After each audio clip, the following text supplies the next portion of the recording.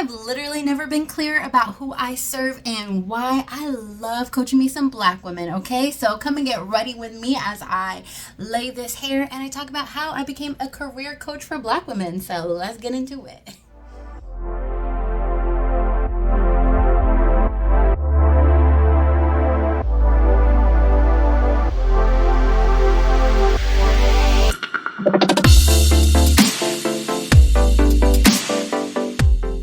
Okay, well, hello there. If you are new, my name is Mercedes. I'm the Career Love Coach. I'm also an HR professional. I'm in the DE&I space now, and I'm also a career coach for Black women.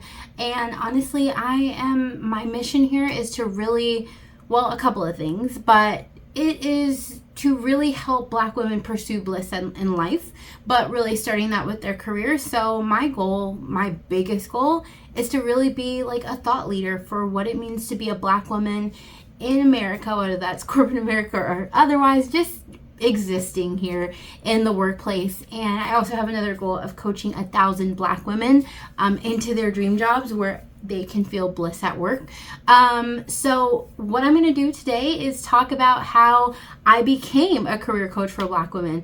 I've had my own journey. I haven't always really felt like I should be the person doing this. And I've come a long way over the years. So I kind of wanted to share a little bit about my story. And I also love that y'all literally let me hold space here and do my hair, because self-care, business ownership, full-time job, like we need some time. And also I feel like it kind of gives me an opportunity to be like a little, more out there. So I'm going to do my hair. So I'm going to get into doing my hair. I'm actually going to tell you all the products. I feel like I'm going to be an influencer here, okay? But I am also at the end of this video going to share, I've got a lot of questions recently on my channels about why I only coach Black women. And so I'm going to 10 toes down on this, okay? I know I just use my fingers, but I'm not bringing my toes up here, okay? But I'm going to talk about why I chose to be a career coach for Black women and why I'm very unapologetic about that and why I choose to do it. So of course, stay until the end until we do that. Okay. Okay, so I am a Rev Air girly. So this is my little Rev Air. I kind of plugged it in already, so it's kind of hard. But this is my Rev Air. This is how I've been blow drying my hair for the last 3 months. I love it. Love it, love it, love it. So here's water. You don't want it to be too dry. My alligator clips, okay? I don't know if that was in shot. Whatever. I have this cute little thing that I like when I can't get to the back. Helps you grip the hair. Okay. And then this, I think they actually don't sell this anymore, but this is my very favorite heat protectant. So before I use this stuff, I actually could not straighten my hair, and I will say this is how I got my hair to be heat trained. It is Urban Hydration Honey Heat Protectant Serum. So that's what I put on. So I'm going to start drying my hair, and I'm probably going to do a time lapse. Oh, but I have to put in the oil first, so I got some stuff to talk about, but I'll probably do a time lapse for the dryer because we can't talk while I'm doing that, okay? Let's go! Okay, so it's actually really cute. Like, I bought like a little Rev Air bundle, and this little thing came with it, and surprisingly, it kind of gets your hair to be like the exact, like, right, I don't know what you call it, like wetness. Okay, so my background, you've probably, if you've been around here for a little bit, you've probably already heard about my background. You're probably tired of hearing about my background, but for those of you who are new here, I've been in human resources for 7+ years at this point. January will make it 8. And I have always loved human resources. I won't go into all the background. Go watch some other videos if you just want to kind of like hear more about how I got into human resources, that kind of thing. But basically, I became an HR intern, and it was at a pretty small company, so I was really able to do so much human resources, like really get a pretty full view of like what it looks like to be an HR professional, honestly. And one of the things that would always bother me when I was recruiting, I should say this first. So I started off as an HR intern, and then very quickly, I started learning all different pieces of HR, like very quickly. I loved it, and I became an HR intern. After I became an HR intern, I became an HR assistant and then an HR coordinator. And that whole entire time, about 70%, I would say, of my job was definitely recruitment. And I would pretty much anybody that was getting hired there, unless it was like pretty high volume, like we had too many positions open, like they were interviewing with me. So when I joke around about me like looking at thousands and thousands and thousands and thousands of resumes and hiring hundreds of people, I'm not joking about that. But I think one of the things that would like upset me so much is that I would have candidates come and interview and I would know like on paper they have like such great experience, like they could be great at this job, but they would just bomb their interview and I could in good conscience hire them, right? Because if you're gonna say I'm making equitable, I mean, back then when I was an intern, assistant, or a coordinator, I didn't really have that language. I'm going to be honest with you. Like, I wasn't walking around talking about having an equitable hiring process. But at the end of the day, I would have scorecards for my managers. I would have, everyone would have the exact same interview template. Like, I was really doing that work, whether you called it DE&I work at that time.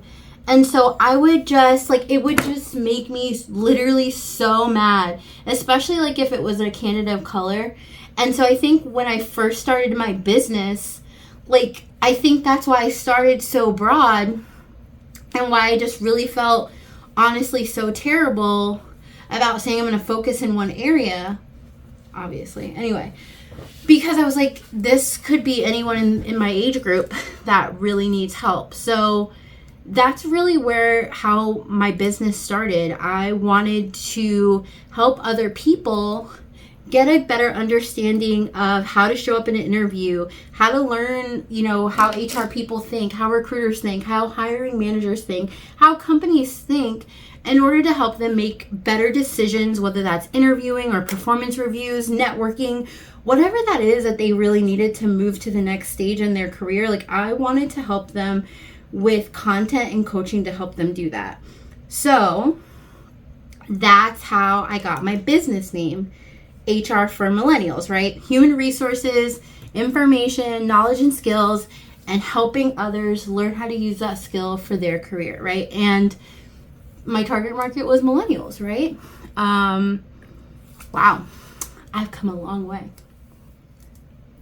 Okay, so now that I've made a little bit more progress with my hair, I'll start talking about the launch of like my business. So even though I just told you about like what my why was when I first started, which is, similar, but it is really different from my why now. Right.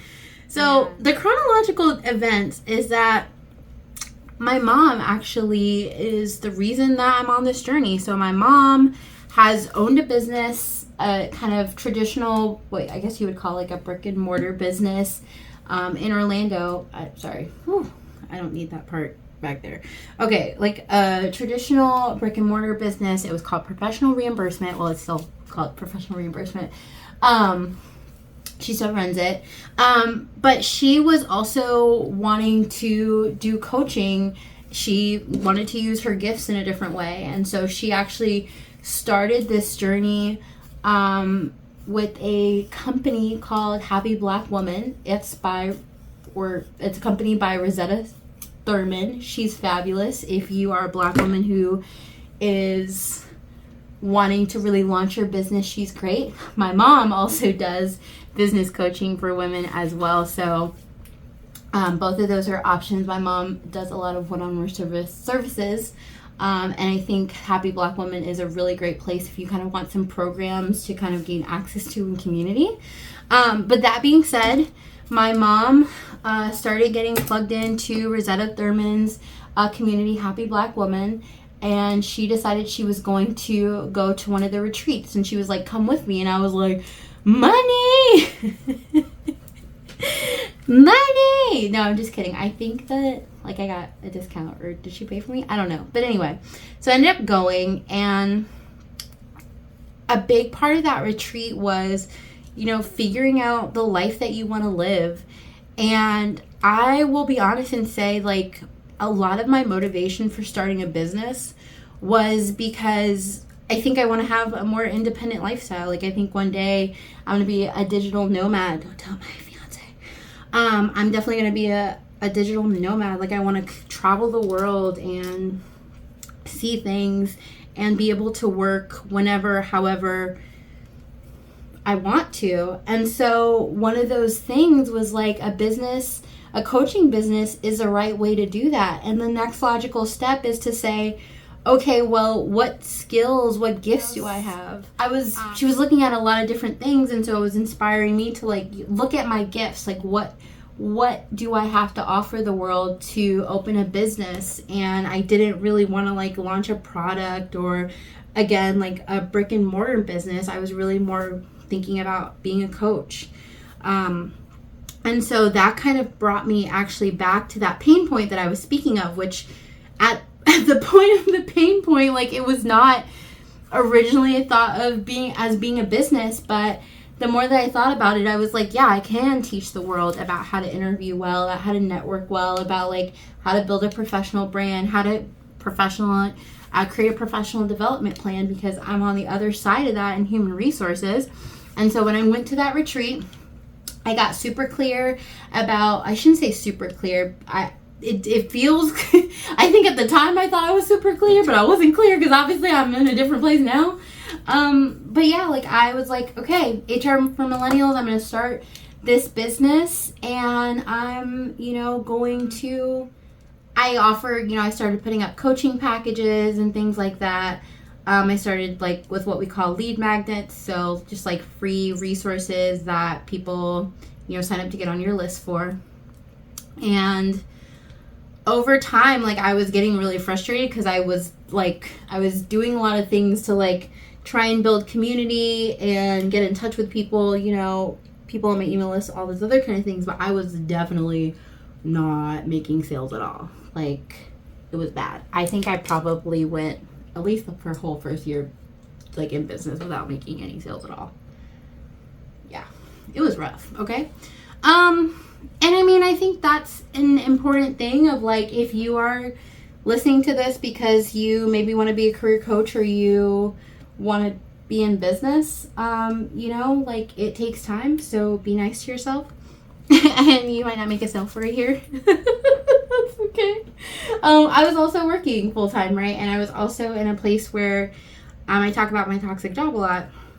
So I was not enjoying that job as much as I used to. Okay, yeah. So then I was like, okay, what I'm doing is not working. So it was probably maybe a year later, I went to another Happy Black Woman retreat.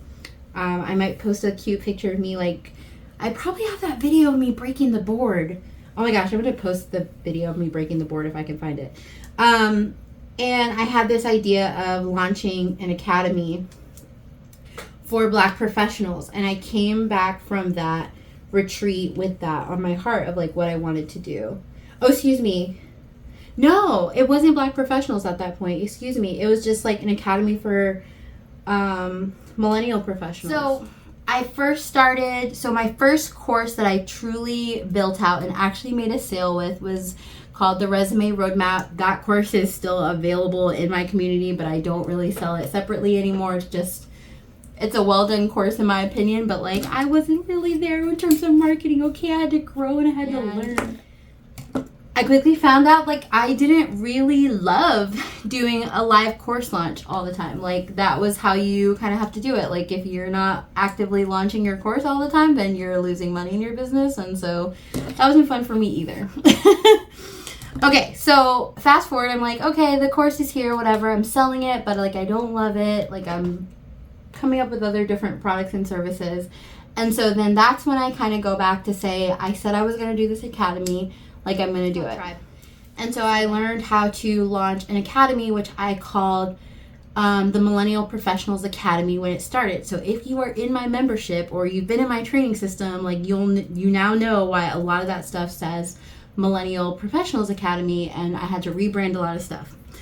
So I launched that, and then I was just like, that's kind of where I stopped with all of the HR for Millennial stuff. And I'm going to talk about in my next session about how I got from the millennials as my target market to Black women in my next section, but I am going to just finish this hair really quick and start my blow dry process, and we will talk about what I call my awakening next. Hopefully this, like, when I slice and edit this all together, it makes sense, because I feel like I'm a little bit all over the place. But if you have any questions, you can definitely let me know in the comments. I will respond. Okay, so before we get to the awakening, I am going to blow dry my hair. I kind of want you all to just see the beautiful things that the Rev Air does, but like you won't be able to hear me. So it's basically a vacuum cleaner for your hair, okay? So yeah, time lapse, here we come.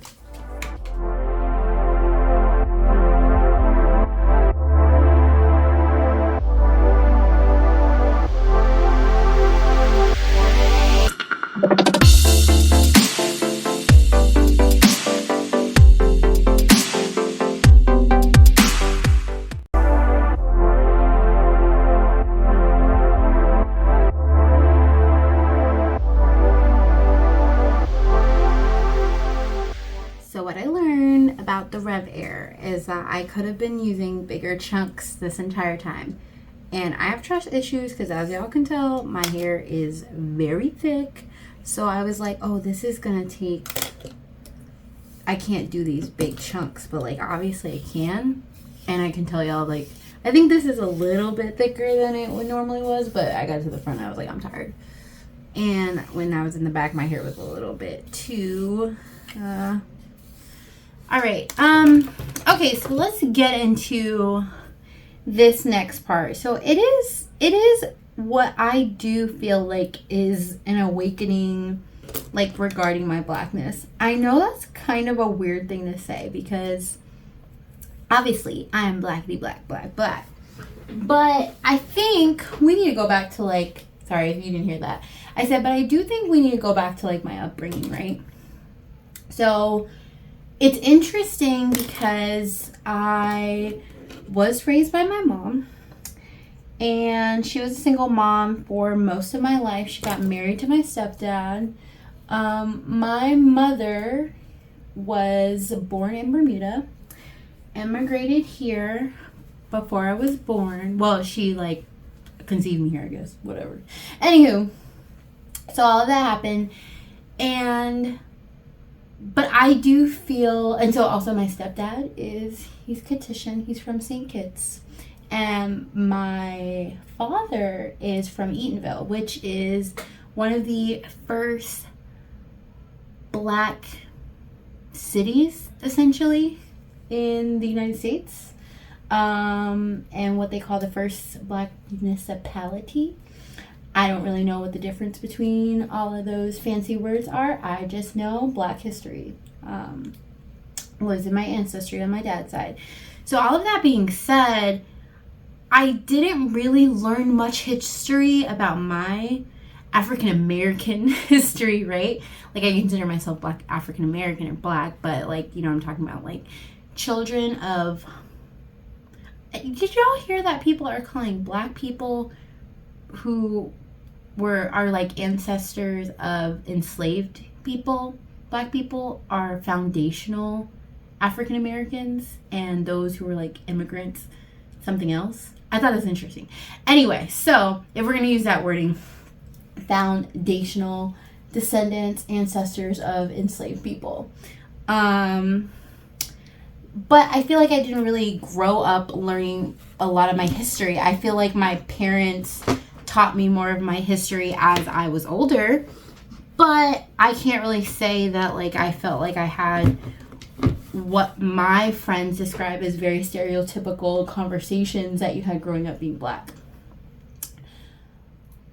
All right, so I feel like that really defined me for a while, because when I was growing up, high school, like, I generally, like, I didn't have that, like, quote unquote, like, Black identity and, like, what I recognize in my peers at the time. And I don't really think that I understood what that meant until I got to college and I was living with my roommate who was black.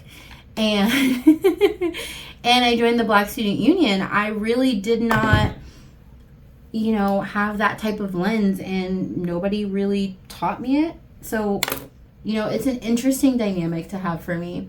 So because of that, I often felt, like, obviously y'all hear me how I sound, okay? And how I speak. So I was just kind of like the Oreo kid. So I often felt left out. I can say that definitely before, like, I had recognized those differences while I was younger, but I definitely felt left out. I was kind of, the Oreo or whatnot, and that really defined, like, that also made me feel like I wasn't included by the Black community in many ways. So that's something I had to definitely work through on my own. I'm not blaming anybody for it, because people are people, right? And you can choose your own identity regardless of what anybody else says. But that was definitely a defining thing for me, where I really didn't feel Black enough. And I know that a lot of, Black women who were growing up the quote unquote Oreos, like, felt that way. Okay, so that's the background here. 1 second, I'm not burning myself, so y'all gonna have to wait. All right, so now that you kind of understand that dynamic about my personality, I can't say that I kind of really thought about before that changing it to say, okay, I want to work with minorities, because even before I went through what I call this, like, awakening, I did not, Black women were pretty much the majority of the people who purchased my content anyway. I knew that. But also, when you kind of have a little bit of a lack mindset around, like, your services, and, again, I was in a place where I wasn't even making sales for the first year, like, it does feel a little scary to be like, okay, well, I'm providing career coaching services to, this large group of people, and to, like, slim that down and be like, okay, I'm only serving this group. Like, that is a scary thing to think about. I mean, okay. So while I can recognize that, like, the murder and abuse and systemic racism and just the murdering of Black and brown bodies did not start happening, and I was not angry about that the first time, that was not the first time that I had been really just fed up with the way that Black people are treated in America. But honestly, as many in the Black community was, the murder of George Floyd was really the defining factor in which it gave me the strength to say, like, you know what, I don't care if I ever sell, like, another coaching package ever. I am choosing to show up for the Black community. Like, I know I'm not going to be somebody who's, walking down the street. I'm not going to be a protester. I'm not going to be an advocate, or an activist marching in Washington. Like, I don't think that's who I am. I don't think that's what I'm called for. But I was like, what am I called for? Like, I am at a point where I don't want to use my gifts for anything but undoing all the crap that Black people have to deal with. Right. But I was like, I think that this is where I am, right? This is my stance. This is what I want to do. And my stance really is that I am going to become a career coach for Black professionals. So you didn't hear me say Black women. I said Black professionals. And that was because I was like, cool, like, I'm helping the Black community with my content. I'm focusing on this. This is what I'm doing.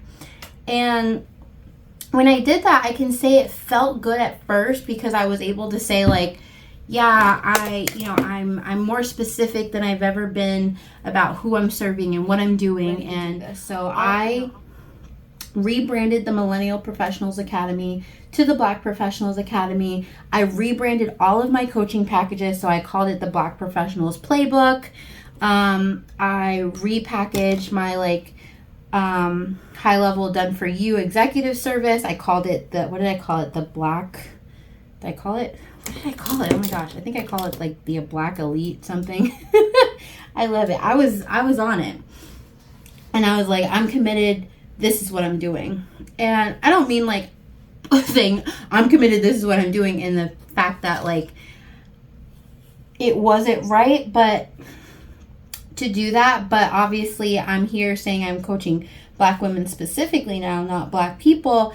And I think that's because there was just too much in that, right? Like marketing to Black men and to Black women is very different.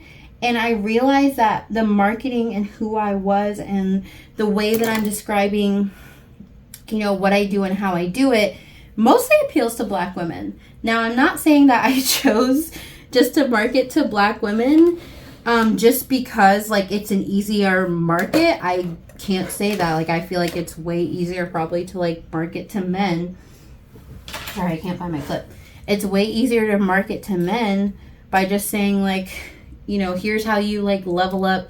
And I feel like that's why the professional, why the playbook like did better with men than women, I think, because like it was more masculine coded, like it was very much talking about playing the game, increasing your salary, you know, upping your skill set, which, you know, we're not binary in that we are limited by our gender and what applies to us, but certainly it applied to it appealed to men more than it did to women, and because that's very different than all of my goals about, you know, purpose and passion. Like it was a little bit of a struggle bus from a marketing standpoint. I was a little bit all over the place. Like my messaging was a hot mess, and so that was one thing that I can't say was a defining factor of like why I changed my business, but it felt like unsettling to me the entire time, but I didn't really know how to fix it.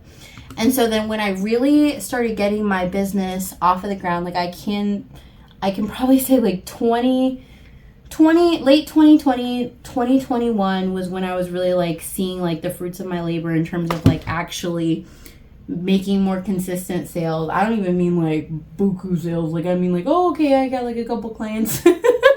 Okay. Yeah, like that is when I started one-on-one coaching with more Black women, or who I would consider allies. And I was really realizing that like me getting super excited on a coaching call or working with people, like it was Black women. Like I was just so excited to like connect with them. Like I felt like they were my ladies. Like I built really like the first couple of my clients, like I consider them friends. Like they are just like amazing women who are doing the damn thing and making waves and passionate, and they're going far. And I just like would leave my coaching calls feeling so lit up with them. I would feel for them and the struggles that they went through, whether that was a toxic boss or being discriminated against, and really understanding their stories and also understanding my own story through them. Because if you probably would have asked me in 2020, like, was I ever racially discriminated against? I probably would have told you no, because I didn't understand the dynamic at that time about what it meant to be a Black woman in America. I just thought it was struggles of the toxic environment that I worked in. And the more that I started to hear stories and things like that, I realized that this is a common thread for Black women, and it's for me, even though I didn't even realize it. And so that's really why not only is it my goal to be a career coach for Black women, but it's also my goal to be a thought leader so that others understand what it actually is like to be a Black woman in America and deal with all of this that we deal with. Okay, that's what I'm saying with that. Okay. But yeah, that's kind of like in short how I became a career coach for Black women. I started a business in the community of other Black women. I started my career coaching business because I was passionate about people getting better and understanding like how to take control of their careers and understand how to package their skills and all that kind of stuff. Became a career coach for Black professionals, or I should say, became a career coach for millennials, became a career coach for Black women or Black people, and then after that became a career coach for Black women. So yeah, this is like where I am now, and I've never felt more aligned. I've never woken up happier for who I'm working with, and I love that. I love that for me. Okay, so I'm thinking of doing a little bit of a time lapse, but what we're going to talk about next is why and how I answer people who come to me asking why I don't coach other people. Like, why is my content targeted to Black women? Okay, so loves, if you are here and you were like, girl, I understand why you want to work with me because I am fabulous. I understand because I am a fabulous black woman, like you have described, who is ambitious, who is doing the thing, who is looking to advance her career, make a pivot, increase her salary, start to generate wealth, make a strategic professional development plan. Like, if that is you, love, if I have been describing you, like, schedule a call with me, okay? I offer like free 15-minute career clarity chats. And during those calls, we really just focus on you, focus on what is going on in your career, what do you want, what's not going right, and then I offer you advice. And at the end, if what I'm sharing with you makes sense from a career coaching standpoint for you to work with me or to become my mentee or to become my career coaching client in any of the above ways, then I'm going to share that with you. And if it's like not a fit based on what you're sharing, I'm going to tell you that too.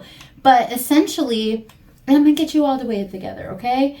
And so essentially what I love to do is I love to really work with Black women for 90 days. I love to see her go from feeling like she's in a place where she can't love her career, where she can't grow, where she can't be happy.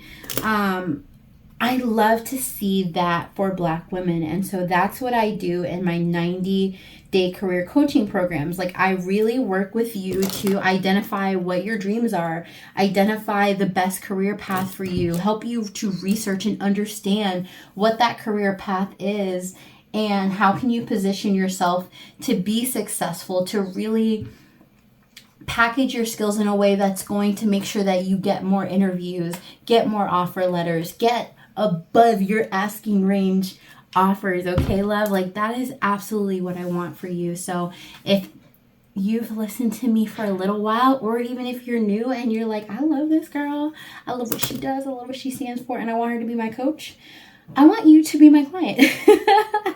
So go ahead and schedule a call below. I will link below. You can schedule a 15-minute call.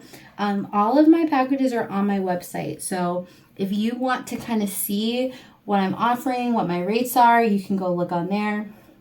Coaching, mentoring, as well as a membership, you can. I don't keep secrets about my packages and what I do, so you can go check them out to make sure it will be a good fit for you. But really, I'm happy to help you evaluate that on a call. So if you want to do that, go ahead and schedule a call in my profile. So I have like turned this thing off accidentally multiple times. It's driving me crazy. And then I'm like, my hair's not. Okay, so now we're going to get to the part that I was telling you about, like, why I am so, like, unapologetic about why I show up for Black women. So sometimes if you follow me on my personal Facebook, you can follow me there. Like, it's a little bit more interesting about, like, the backside of things. Backside, I probably shouldn't say. Backstage pass to Mercedes mindset, coaching, developments, all these things. Like, I post a lot of the nasty grams that I get across the internet. Most of them are on Facebook and YouTube. Mostly on shorts. Like, other than that, the algorithm be algorithming, and I be getting the people that I need to talk to. But yeah, sometimes I'll get some nasty grams like, this is racist, this is what's wrong with the world, this is why we can't be equal. I get a lot of them of like, why don't you, want to support all women? Like, why don't I want to support all people? And so my stance on that is really that I swear if I turn this off on accident one more time, I'm going to scream at myself. So my answer to that is that when there is a period in time when there is true equality in the workplace for Black women, right? We don't have to worry about being tone police. We don't have to worry about gender stereotypes. We don't have to worry about being taken advantage of or passed off for promotions for somebody who's less qualified or who we're training.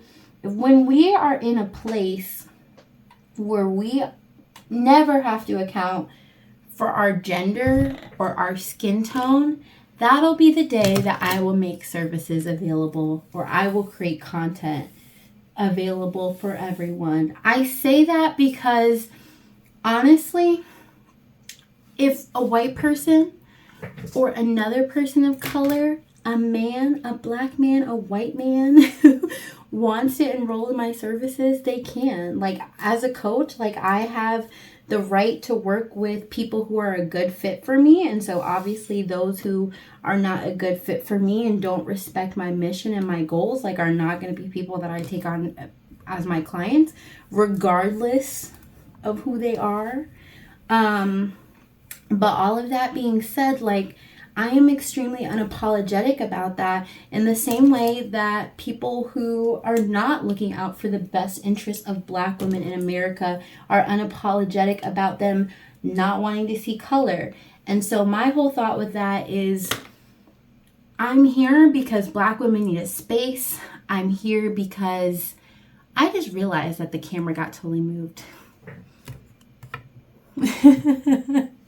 I'm here because Black women need things that align and line up with the experiences that they face, you know, what we deal with. And again, okay, let me not burn my ear, right? Okay, there we go. And again, until we are at a period of time when that's no longer a worry, when I don't have to create content that helps Black women where they are, then y'all will get content. Y'all others out there will get content, okay, based on the collective need versus what Black women need in this time and space. So, period. Okay, love. So before I wrap up this call, I wanted to share, like, if you are a Black woman listening to this and you have somehow found me because you're like, ooh, a career coach for Black women, like, I need her to understand my struggles. Okay. One, you can schedule a call still, but two, I understand that not all of you are able to work with me as a client, okay? I totally get that. Continue to stay subscribed and continue to learn from the content and the lessons that I share here. And of course, engage, right? Like, if you have questions, please absolutely, let me know below. I'd love to kind of respond, and I'm probably going to actually start doing an Ask a Recruiter segment pretty soon, where I'm responding to all of the different questions that you have about your careers and kind of helping you out with that. But I do recognize that, like, you don't have to work with me to find a great employer who's going to value and respect you. I can certainly help you with questions and more hands-on assistance, but you can always do all of this by yourself. And I don't mean that like in a disrespectful way, like, you could do it by yourself. That's fine. You could do it. No, I mean that honestly. And so that is actually why I created the Black Woman Approved Workplaces database. So it is actually a list of, at this point in time, 30 employers. I open this up all the time for Black women to add more employers to that list. But right now it's about 30. And there are employers that other Black women have shared, like, hey, this employer has created a safe space for me to work, grow, and develop, right? And be well compensated and be compensated fairly, all of those types of things. And so every once in a while, I think probably once a month, I kind of put an open call out on whatever my social media platforms are to add to that database. So here's a couple of things, right? If you are at a workplace where you feel that way, where you feel like you're in a toxic workplace, where you don't feel that way, you're in a toxic workplace, you don't like what you do, you don't like who you work with, you hate your boss, then I want you to check out that list. And I want you to start there when you're looking at employers for new opportunities, right? Because we have heard from other Black women that these are places where they have felt safe working. And I want you to go ahead and apply. If you are a Black woman, whether it's former or today, and you feel like you've worked for an employer that would be safe for other Black women to work, then go ahead and comment below, and I will add that employer's name to the list, right? So that other Black women can reap the benefits of working in that same type of environment, right? Where we can feel safe, right? That allows us to grow in life, have a better lifestyle, support our families, reach our goals, that kind of thing. And so that's why I created that. So I will link to the Black Women Approved database in the description below. And until the next video, I hope that you are great. And I hope that you're making all the strides that you can in your career to be a good ancestor, change the world for the next generation of Black women, and make your mark on the world, okay? So I'm still doing this. I'm going to still time lapse so you all can see the finished result. And I'll see you when I'm done. Whew, almost there.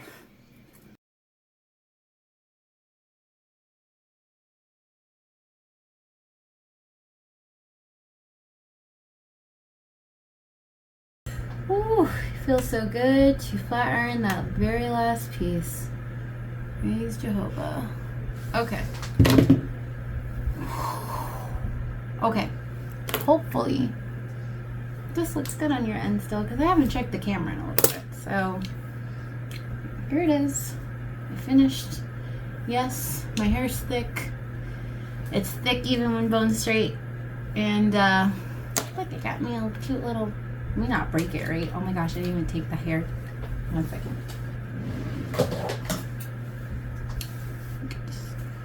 Let me cut this off so I can enjoy myself, okay? Enjoy my cute little bandana that I bought for myself, okay? Because, girl, look at it. Ooh. Look at her, okay? All right. Look at Nadia straight. That's what I call my hair. Nadia. Don't ask why. I don't know why. But okay, well, here you have it. I'm tired, obviously. It's actually 1 in the morning because I'm a night owl. It's time to go to bed. Goodbye. Oh, and by the way, I never said this is a Kaposi salon tool. Flat ironer. I love it. I've had it for a couple years, and I did realize that I was turning it off myself. Okay, bye.